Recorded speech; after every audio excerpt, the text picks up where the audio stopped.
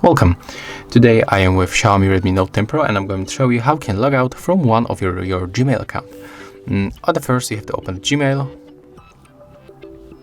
Next you have to choose your account. Just go through the first steps.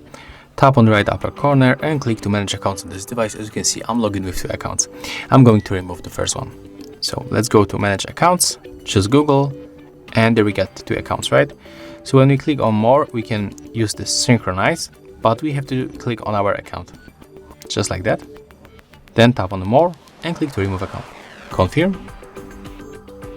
And after a few moments, account was removed. And when you take a look here, we are just logging with 1 account.